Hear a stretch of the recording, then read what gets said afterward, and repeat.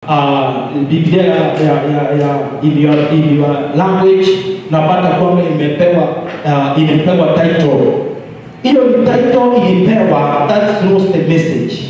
When you are reading, you are not supposed to read the title. Mwingine anaanza kusoma anasema kichwa.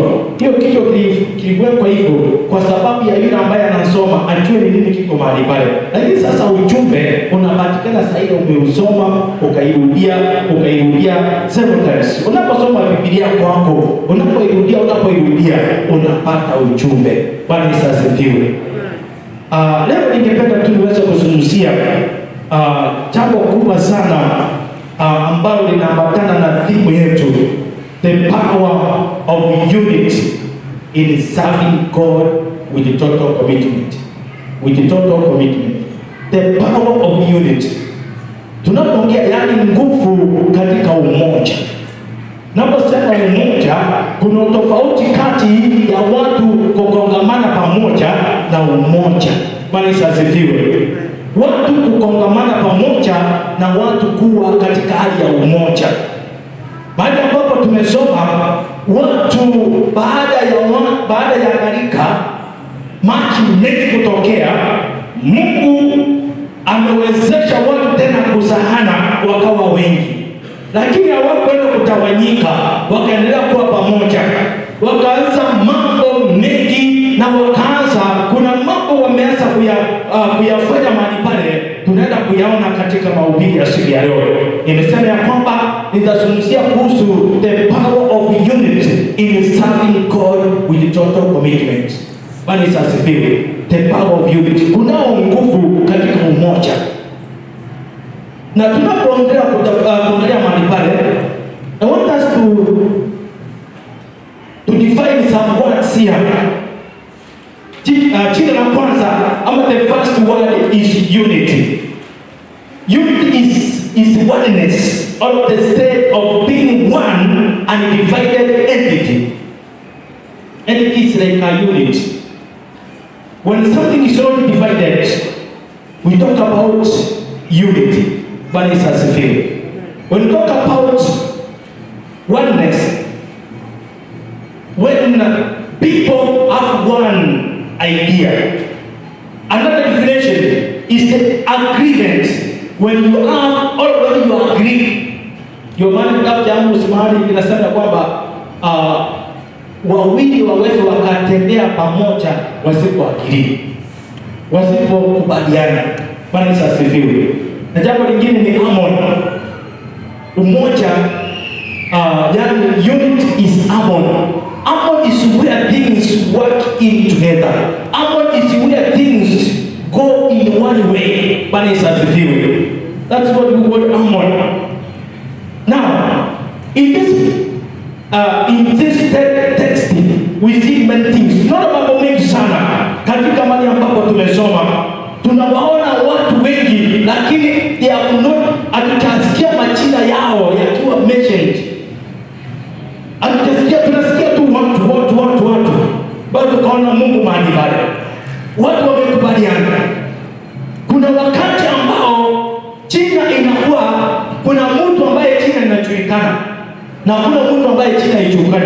Unaposoma kitabu cha Luke somewhere, wakati Yesu akipeana mfano wa Lazarus ile aliyekufa akaenda kifuani mwa Abraham, na anapeana mwingine ambaye anaitwa tajiri ambaye hana jina.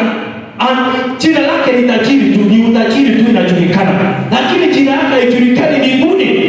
Kwa hivyo ningependa uweze kujua ya kwamba kuna mambo mengi ambayo tunafaa kuyajua.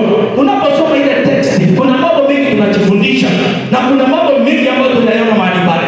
Ningependa siku ya leo uende nyumbani na hii point kwamba we should always embrace unity. We should always embrace unity and unite for God or for Christ. You embrace unity and unite for God. You embrace unity and unite. Yeah, tunaposema embrace unity is to walk up. Ni kitu unakipokea. Unapokea ile umoja. Ule mtu tunaoenda kuongea sasa, unaukubali. Embrace. When you embrace something,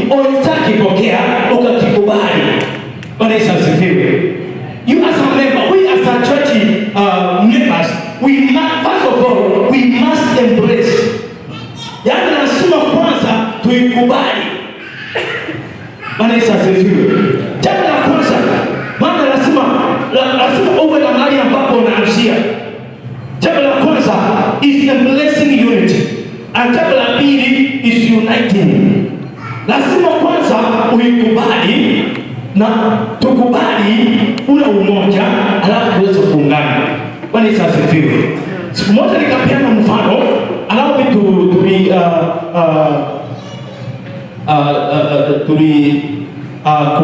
hiyo mfano tena. I want to repeat the story once again. Nikapeana mfano ambao mtu alikuwa anafanya kazi ya mjengo. Baada ya kulipa pesa, ameenda akajipanga, akanunua chakula. Alinunua chakula mara 3. Akanunua maana aliona hana nafasi ya kwenda kupika sana.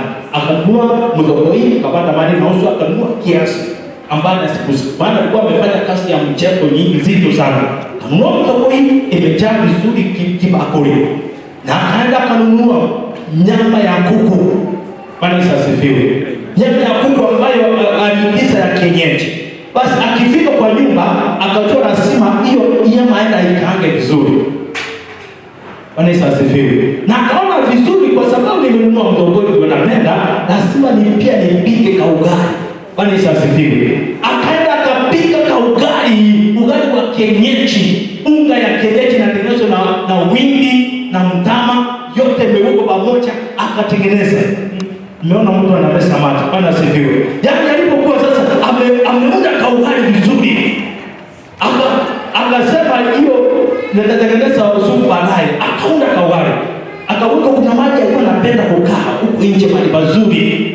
Akaenda akaweka mahali pale juu ya studi na mtoko yake mahali pale. Akarudia kwenda kuchukua stew. Akienda kuchukua, kumbe hapa nje kuna wanyama wangapi? Na ni maadui, umbwa na baka. Na ni maadui. Lakini alikuwa amewafundisha waweze wakachukua chakula bila kupewa. Sasa umbwa akagundua nikikimbiza huyu aende nitakula ile shaya yake. Wewe unashinda. So akaamua kukimbiza baka akampiga chenga, kaingia ndani ya stuli. Stuli yenye imebeba mdogoi na ugali. Kaingia ndani. Na umbwa akamtoka nyumba hivi huyo. Akaingia ndani ya stuli. Umbwa ni mkubwa. Kaingia stuli. Nimesema chakula kafanya nini? Chakula ikaanguka chini mpaka ikasambaratika. Yesu asifiwe. Sasa nikasema tuachane na hiyo story. Ama niseme tuachane na hiyo story. Niulize nyinyi, ni chakula gani ambayo baada ya kuanguka chini ilisambaratika kila mahali? Ni nini? Ni mdogoi. Obviously. Yaani mdogoi kama mtu nikapata mahali pale kingine huko nenda kameja, lakini ugali kuna uwezekano maana ya kienyeji imeshikana ili ambayo ikabingilia. Kwa hivyo angechokolea hiyo ugali kama sehemu sio mbaya, angekatakata vizuri nje ya ndani achokolea kwa maana hataki kufa njaa. Bwana Yesu asifiwe.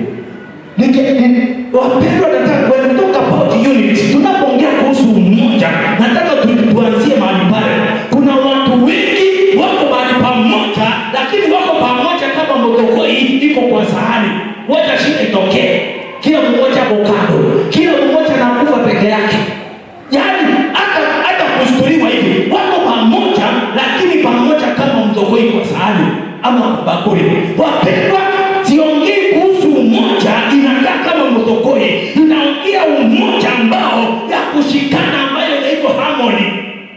Bwana Yesu asifiwe. Ndio nikasema ya kwamba we have unity and we have togetherness. Watu wanasema kaingia pamoja. Ni kuna ile unity. Bwana Yesu asifiwe. Mahali ambapo tumesoma, nimesema ya kwamba we must embrace unity ile ambayo tumeshikana. And then we unite. Unaikubali na tuweze kuunite. Bwana Yesu asifiwe. Sisi ni kanisa, tunahitaji. Hakuna vile tunaweza tukafanya kazi ya Bwana kama tunafurutana. Tunaposoma mahali ambapo tumesoma, naomba mchungaji unifungulie ile verse tulisoma asubuhi. Unaposoma mahali pale, tunaona ya kwamba kuna mambo yanajitokeza mahali pale. Genesis 11 verse Now the whole earth had one language and the same words. Amen. Na kuna ile ingine nilipata inasema, now the whole world had one language and a common speech. And a common speech. Bwana Yesu asifiwe. Not divide the word speech is a session of speaking, especially a long oral message given publicly by one person. When you talk about speech, ni kitu kinapeana na mtu mmoja, sio watu wengi wawili, but these people they had one speech.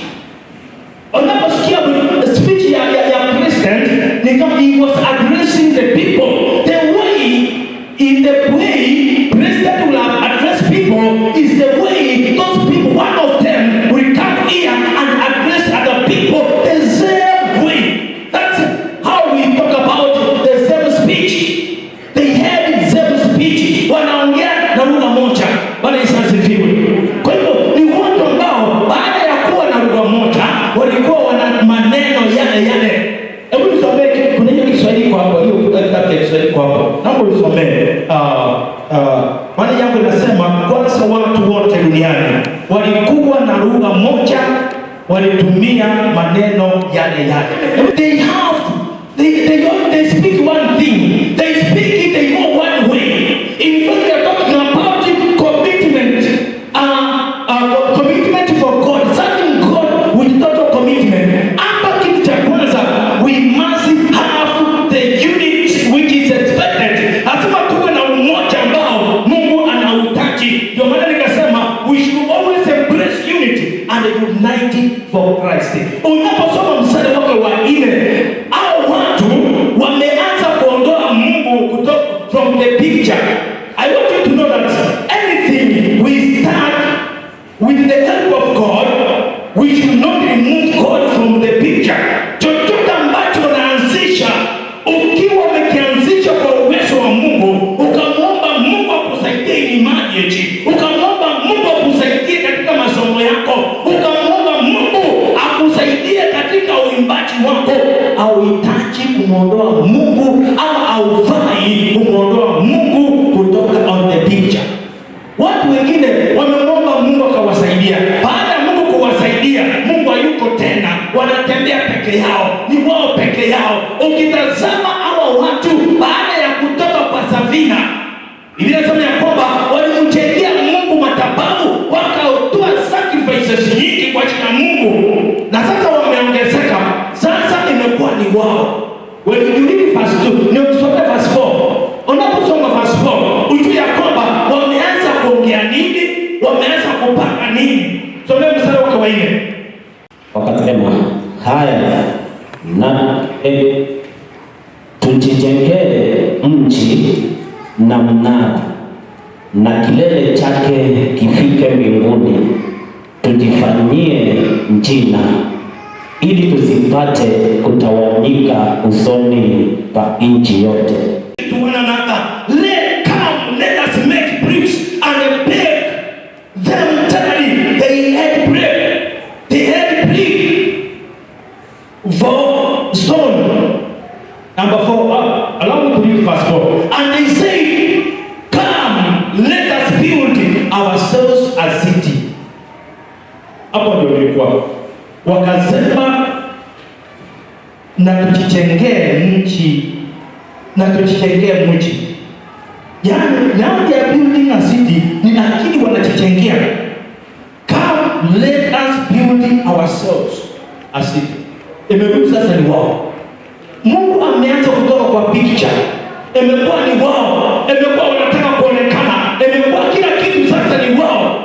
Ni kama yule mwimbaji ambaye aliimba vizuri, watu wakamsifu, akasema sasa nijijengea uimbaji kwa kutumia njia zingine, kwa kutumia maneno ya yani ametoka kuhubiri, ameanza kuentertain watu.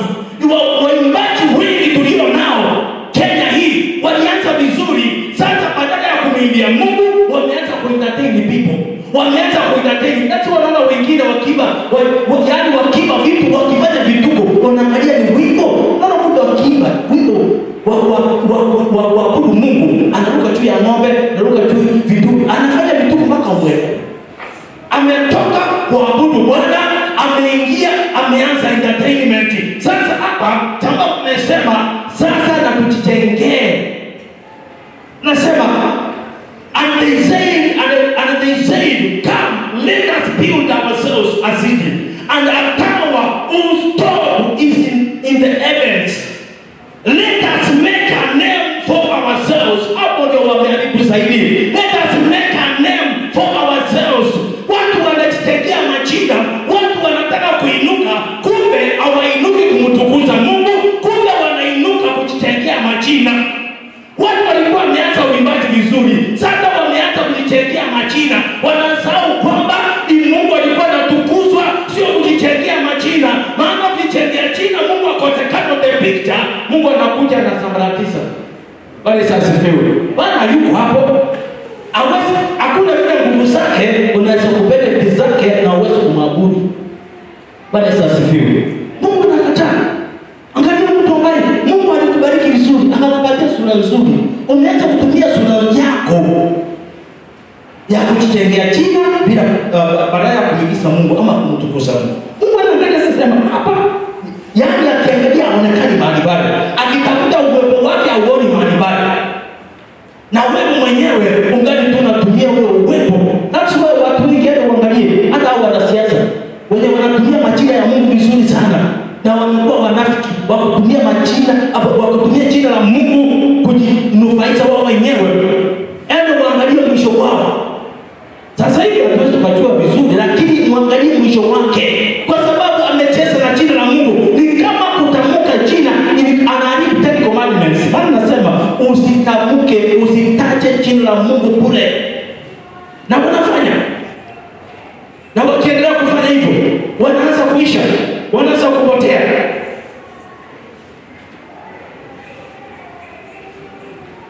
How do we embrace unity and unite for God? Jambo moja, we must have one voice for Christ. We must have one voice. Lazima tuwe na sauti moja kwa ajili ya utukufu wa Bwana. Hiyo ni njia moja ya embrace unity and to unite for God. We must have one voice for God. Lazima tuwe na sauti moja kwa sababu ya Mungu. Wanaweza kuwa na sauti moja lakini Mungu akakosekana mahali pale. Wakawa na sauti moja lakini mambo yao hayakumhusisha Mungu. Mpaka Mungu anakutia mahali pale. Na Mungu yuko ni wao wenyewe wanasema tujifanyie ni sisi. Mungu anataka ahusike katika uimbaji wako, katika kazi ambayo unamfanyia Mungu, katika kazi yako. Ndio maana Mungu akataka aweze kuhusika kwa kazi yako, akaleta kitu kinaitwa 10%. Maana alikubariki na kazi, sasa unalipa. Hebu niulize swali. Kwa Kristo niulize swali. Huwa tunalipa fungu la 10 ama tunatoa fungu la 10? Kanisa sifiwe. Tunalipa fungu la 10 ama tunatoa fungu la 10 ama tunalipa fungu la 10? Mchungaji ongea na sauti. We pay. Tunalipa. Atutoi tunalipa deni. Kanisa sifiwe. Maana deni imewekwa mahali pale. Amekubariki. Sasa hii ingine ya kutoa ni sadaka, lakini hii ingine tunalipa deni. Kwa hiyo uko na madeni ngapi? Tangu baada kasi, tangu baada ni kabla ya kulipa. Bana, if we pay, by the way, ukikosa kulipa ya kwanza inaongezea. Sasa unakuta kwamba kwa sababu deni yako imekuwa kubwa, kuna watu vitu sawa vinafaa kuhusu. Ani sasa sifiwe. Deni ikiwa kubwa, huwa Kenya wanafanya just ukikosa kulipa nyumba miezi miwili, mitatu, minne, na unaishi hapo na vitu, na mwenye nyumba akicha anaangalia anapata vitu za thamani ziko mahali pale. Na wewe haulindi nyumba yake, umekaa 6 months, 7 months. Akija vizuri anafanya aje? Anachukua vitu zake anafanya auction. Wanafanya hivyo. Wengine wetu ni kama tu ni neema ya Mungu. Mungu angeza fanya auctioneer kabisa, angeza hiyo auctioneer ingechukua vitu zako zote. Ikichukua watoto wako, ichukue mke wako. Hebu jiulize, by the way, kuna tunakosana na Mungu wako, auction ilifanyika. Hebu jiulize mwenyewe. Ila nimekosana na rafiki yangu, nimekosana fulani. Inaweza kuwa kuna kuna auctioneering ilifanyika, Mungu akaondoa kwa sababu deni yangu ilikuwa imekuwa nyingi. Deni inapokuwa nyingi, vitu zingine hazisauliki. Sasa kile hazisauliki kama unafikiria zinasaulika. Sasa lazima tuweze kujua ya kwamba when we talk in one voice, tunapoongea kwa sauti moja, tunaponena kwa sauti moja katika Yesu, kuna mambo yanayotendeka. Nataka nimeshe leo mambo na tuende nyumbani. Mambo ambayo yanatendeka when we embrace the voice of God, when we embrace the unity and the unite for Christ of God. Tunapokuwa katika sauti moja katika Bwana, we must have one voice. Tunapokuwa na one voice, when people have one speech or one voice in the Lord, several things happen to their lives. One, they walk together in love.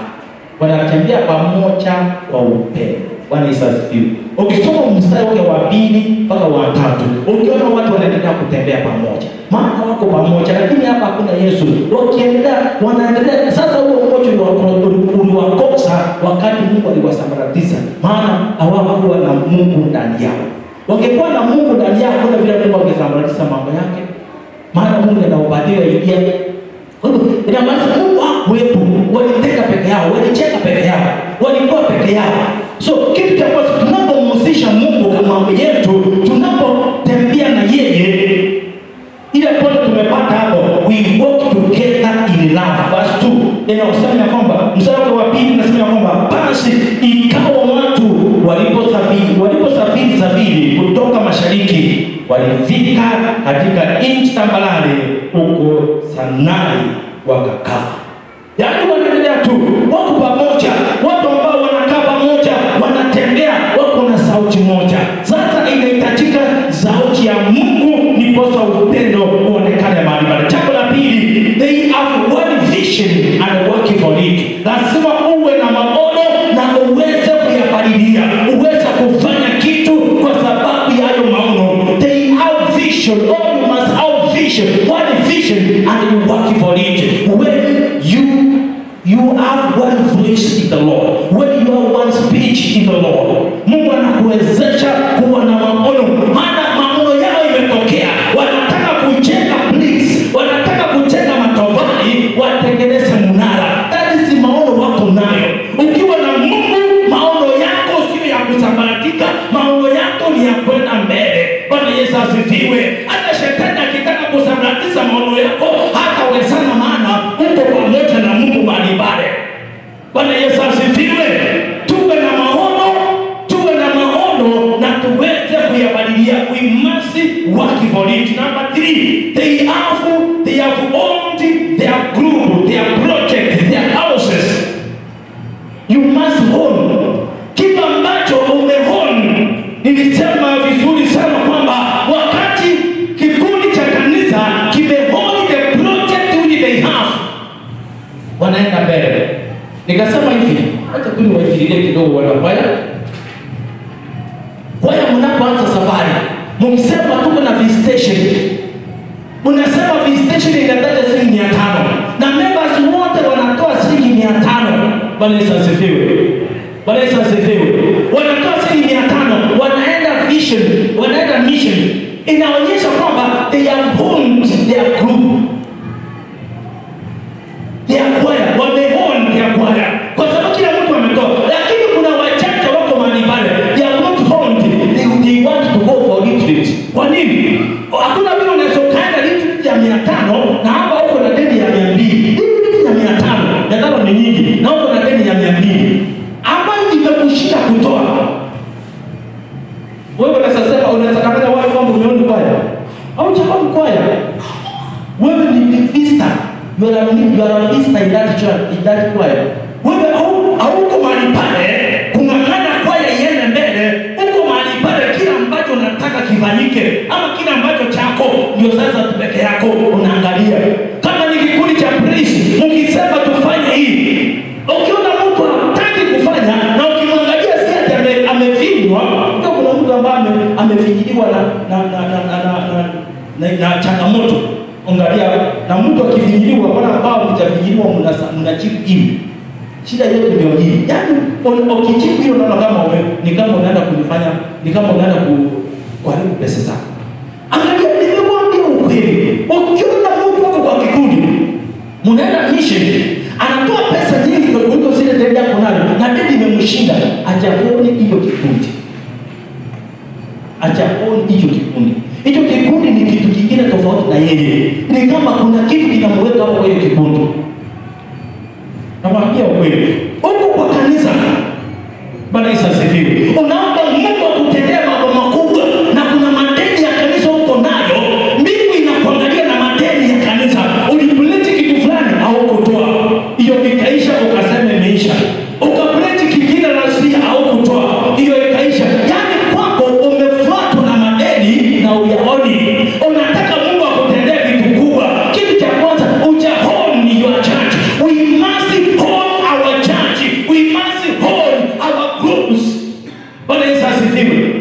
Wengine nikasema tunashinda kuhold our church because hata family ni shida. Mama ako na pesa na anaficha na wanalala njaa. Anataka msia atoe pesa. Yake inaenda kwa chama. Yake akai mfuko mpaka kwa sababu chama ataingizwa chama. Na hapo mnalala njaa kwa sababu pesa hakuna, msia kupata msaada. Mungu na sauti ya kupingana. Mkifika hapa alafu mwambie Mungu kitu kimoja. Ni kama kupigia mbuzi kitani. Kwa hiyo lazima umoja ionekane kutoka kwa nyumba.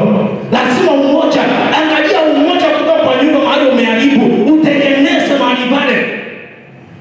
Kuna watu wengine, kuna mama wengine akikosa kupewa pesa ya nywele, ananona wiki mzima. Chakula inataka kwa mesa na kuhusu hivi, hata hakuna kuomba. Inaweza baba siku tutatoa pesa ni aweze kuombea chakula. Anakusa hiyo ameenda. Muulize omba, anakuuliza kama ulikuwa unajui kuomba. Anakuuliza kama hujaokoka. Maana ukiwa umeokoka unafaa kuchombea. Yaani tunakuja tuingie tu kwa nyumba baba unashindwa. Hivi tunakuja ni za watu wameokoka ama za watu wanaenda kwingine. Yaani tunakuja tunaruhusu maneno, tunaruhusu tu. Wapendwa, tuanze kuangalia kwa nyumba. Tuangalie maana baba, ndio maana wanaume tunaambiwa kwamba utalitunzaje. Kuna mambo mengine, unajua kuna watu wengine sio wakutunzika kazi zingine. Anaweza sibibi, unatunza tunziki. Unapenda pendeke. Anaweza siwezi kufaa wako kwa upendo. Anaweza sibibi. Angalia na wewe, unapenda na upendeke. Unaweza kuwa kuna mmoja wetu hapo anapenda pendeke. Unanunua nguo unaanza kulalamika, unataka ile ya fulani. Sio kubali kwanza ndio umenunuliwa. Na sasa hivi ndio viatu unanunulia zinakaa fulani kama ya mama mzee. Sasa na mzee ndio pesa alikuwa anaweza. Yaani kwa nyumba kumejaa kulalamika. Hata mtu akinunua kiberiti au stemaki yes, au stemaki thank you. Msio kinawisha mkono. Wote mzee, kuna wengine wanakumanga kwa simu. Ukinawisha mkono sema thank you my daddy. Kuna wengine wanaambiwa uonaki siki, uonaki pesa, mali, wengine. Na wewe mwenyewe unafanyiwa kidogo, wacha wakuseme email. Asante, thank you. Wewe mwenyewe unaharibu umoja huko, na ndio maana umoja wako umeharibiwa kwa sababu yako labda. Kwa nini sasa hivi? Jaribu kusema asante. Ukisaidiwa kamoja kadogo hivi, sema asante. Kwa nini sasa hivi? Tujisaidie kujieleza kusema asante. Kitu kidogo tu, sema asante. Na mtu akikwambia asante, wacha kusema hayo kidogo. Asante, thank you. Kama mtu kunaambia mtu asante, aka kadogo tu ndio unashukuru nayo. Sasa unataka nishukuru kama siwezi kadogo kadogo, nafikiri huko nitashukuru. Kwa hivyo kubali ya Bwana nishukuru. Bwana asifiwe. Bwana Yesu asifiwe. Tuko pamoja. Bwana Yesu asifiwe. We must hold our church. We must hold our choir. We must hold our groups. Wacha kukaa kwa grupu kama wewe ni mpita njia. Yaani mtu anakaa yeye si pendo kama mpita njia. Tukisema hii atoi kwa sababu anakaa mpita njia na anaenda. Yaani unaenda wapi? Bwana Yesu asifiwe. Kama unataka kuenda Mungu atakuachilia uende mbinguni. Bwana Yesu asifiwe. Kuna watu wengine wanakaa kama wapita njia. Mungu akikwambia wewe kama umekuwa mpita njia, atakuachilia tu. Tunasema hata hapa duniani uko unataka vizuri kujeni. Bwana, utapumzika tuko. Na wengine wanataka kuchoka. Mbinguni ndio hatutaenda kuchoka. Bwana Yesu asifiwe. Hapa tunahitaji kuchoka. kufanya kazi, yaani tuko mingi.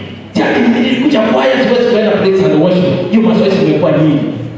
Mungu akiangalia baraka zangu zimekuwa nyingi, atazipunguza hiyo baki na moja. Maana hizo nyingi alikubariki nazo zimekuchokesha. Atapunguza ziko moja. Na kamoja karibu kanakuwa kanaingiza akaunti ya $1. Unaanza kusema Mungu anipendi, na wewe ndio ulikataa. Sio ulikataa mwenyewe. Bwana asifiwe. Bwana asifiwe. You must own your church. Must own your church. Number 2, they have inseparable units for God. Ile umoja wao sio wa kuseparate. You have inseparable units for God. Number ingine, they are totally committed for God. They are totally committed for God. If these people wangesema tunataka kutengeneza mnara kubwa, alafu hiyo mnara tumtengenezee Mungu matambao kubwa, Mungu angeangalia commitment yake angewafukuza. Maana ameona kuna vile watu na commitment. We must be committed for God. Unapoitwa Mkristo, be committed for God. Yaani wengine commitment zako zitafuta zikosekane kwa sababu ulishindwa mazoezi, ukashindwa kuingia kwa maombi, ukashindwa kwaya, kuingia kanisani saa 4 na saa 5:30, saa 6 na saa 7 na roho nataka kutoka. Commitment Mungu anaiangalia na anakosa kwa watu. Wapendwa, we need to be committed for God. Not to be committed, not commit yourself for a person. Atakufa na utakuwa umejimeza. We must avoid pride. Number 4, hiyo kiwa kinafanya kiburi tu, atujijengea jina. Unajua watu wengi kiburi kimewasumbua, kujijengea jina, wao wenyewe waonekane, kiburi. We must avoid pride. Lazima tuondoe kiburi. Mungu anasema God respects the humble people. Na anachukia wenye kiburi. Pride brings rebellion against God. Kiburi ndio kinafanya watu wanalibeli. Watu ambao wanalibeli, sio mambo mengi walifanya wakalibeli, ni kiburi. Walijiangalia wakaona sasa, yaani Mungu anachiangalia na anakuwa na kiburi. Anaenda kwa mwingine. Ni kiburi. Kiburi, pride brings rebellion against God. And when those people are rebellious, wanafikia wanafanyia Mungu. Maana they comfort themselves kwamba wanafanyia Mungu. Ndio waendelee, ndio usiwezi kuwachua kwamba wako ni kiburi. Think about the units of the people, of these people in chapter 11. Hebu fikiria. Walitumia kitu kinaitwa Asha. Walitumia kitu kinaitwa kila tafsiri na inaongea vizuri. They used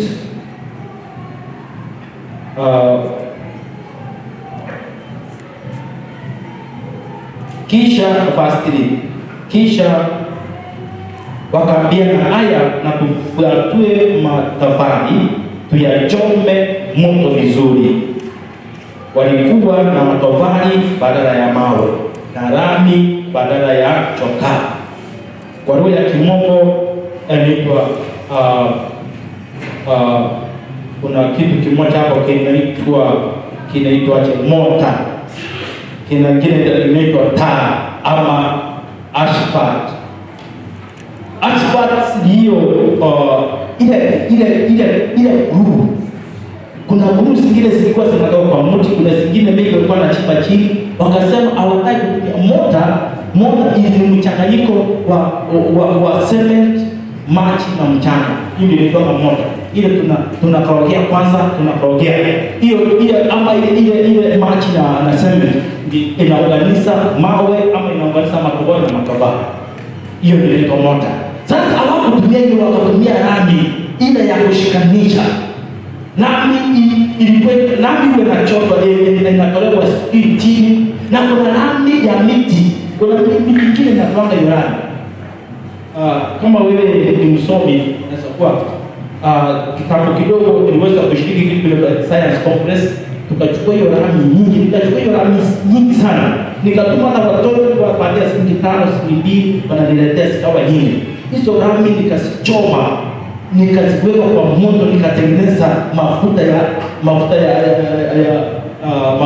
na mafuta ya ndege. Na ilikuwa mafuta kabisa. Kwa hivyo ikanifanya nikaingia science congress, nikashinda kiasi.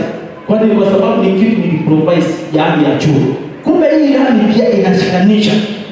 Yaani hiyo rami ya miti inashikanisha kama wengine mnajua. So walitumia vitu ambavyo hawakutumia mawe, maana mawe ni mazito kwenda juu, yanaweza kuanguka. Wakatumia matofali. Hata zile nyumba ambazo zimechapa ndefu asitumia mawe, zinatumia matofali. Ndio inaenda juu kabisa. Chenye kinaweka misingi ndio inasimama na chuma. Ndio wanapogea moto. Wapendwa, kuna vile tunafaa kuelewa mambo ya umoja wetu. Lazima tuwe tunatumia njia ambayo inatushikanisha. Ndio maana wamama wakianza chama zao zingine zitabaratiki, kwa maana chama wanaelewa moto yao ni kwanza kutembeleana, kwenda kwa kutembea huko ili tuache. Sasa kama mwenyewe mmoja ametembelewa na wanakuanda vizuri, wanajua jinsi ya kutafuta moto yao, wanajua jinsi ya kutafuta ile gamu yao. Hawa watu wakasema lazima tubadilishe. Hatutaweza kutumia ile kawaida, lazima tuwe na style nyingine mpya. Wapendwa, tunahitaji kufikiria sana. Allow me to give dangers of the pride and rebellion against God. Your unit or their unit is in vain. Umoja wao hauna maana. Umoja wao tu ni kama hata kama watu watatengeneza umoja, if these people they have been better against God, hata kama watajiunga ya muda gani, mwishoni watasambaratika. Two, God will not acknowledge their units at all. Mungu hatakubaliana na umoja wao. Mungu akubaliana na umoja ya watu ambao ni rebellious. Anamwacha tu wanakuwa pamoja. Ndio maana kitabu cha Ayubu kinasema kwamba mtu mwovu anaweza akapanda sana, lakini atapotea kama mavi yake waliomjua watauliza ajenda wapi. Kwa nini? Kwa sababu he was the rebellious before God. Mungu anamwacha aonekane ameendelea sana, lakini mwishowe anapotea. Ndio nimesema hapa, God will never acknowledge their units. Number 3, God will scatter the rebellion groups. Mungu huwa apedangi, yani hataki kuendelea kujipatia jina, maana anasema ya kwamba he will never share his glory with anything. Kwa hivyo ukianza kujiinua kujipatia glory ya Mungu, God will scatter you. God will scatter kabisa, anaskata hiyo group. Kwa hivyo tuweze kumpatia Mungu glory. And the two things which will happen when we unite for God. One, He will scatter those people who unite against us. Mtu yeyote ambaye anaweza kuchunga against you, God will scatter him. As the Bible says in the book of Isaiah 54 verse 17. Hakuna ulimi, hakuna chochote inakuwa haina maana mbele za Mungu. Yule ambaye ameinuka kwa watoto wa Mungu, ameinuka against God. Anybody who will rise against you, if you are a servant of God, he rises against God himself. Na Mungu anafanya kazi yake. The last thing, God will change their agenda for our favor. God will change their agenda. Kuna agenda zingine ambazo Mungu anachange. Hapa agenda yao ni kwenda juu wa vike. Mungu akaibadilisha, akaitawanya, akaharibu, ikawa sasa si agenda tena. Ningependa kukwambia kwamba nimekuja hapa nikwambia kwamba kama umesimama imara, if we unite for the favor of God, for the glory of God, na kwambia kwamba Mungu is there. Our God is reigning. He will change the agenda of our enemies for our favor. Bwana Yesu asifiwe. Mungu anajua ya kwamba ni wangapi wako na maagenda mabaya kinyume na maisha yako. Ni wangapi wako na maagenda mabaya kinyume na familia yako, kinyume na relationship, kinyume na familia ya kwako. Mungu anajua hizo maagenda, anaenda kuzibadilisha, maana Mungu mahali pale kumwabudu na yeye hana haja, maana wao wanataka kujiabudu na kujijengea jina. Kwa hivyo Mungu agenda for your favor. Bwana Yesu asifiwe. Simama kwa miguu yako. Simama kwa miguu yako. Mwambie Mungu akatende jambo. Mwambie Mungu akachange agenda za watu. Mwambie Mungu akachange the agendas of people. Mwambie Mungu akupe favor ya mbingu. Mwambie Mungu ask God to scatter those people who come against you. Those people who come to destroy you, to ruin you. Mungu yeye anasimama. If God is on your side, then he is the enemy of your enemies. Bwana Yesu asifiwe. Bwana Yesu asifiwe. Inua tu mikono yako mbele za Bwana, mwambie Mungu nitetee. Mwambie Mungu tupe amani, tupe umoja wa kufanya kazi yako. Mwambie Mungu akuwezeshe uweze kuhold the church, uweze kuhold the group where God has put you in. Mwambie Mungu niwezeshe, niweze kuhold kazi yako, niweze kuisapoti, maana Mungu atanisapoti. Kama uweze kuhold madhabahu itakutetea kwa njia gani? Kama uweze kumtetea ukamhold kazi ya Mungu, Mungu atakutetea kwa njia gani? Mwambie Mungu akubariki na kutetea. Baba, tunasema ni asante, asante Jehova, asante Maulana. Umetenda makuu, umetenda maajabu, umetuinua Jehova. Asante kwa ajili ya ujumbe wa siku ya leo.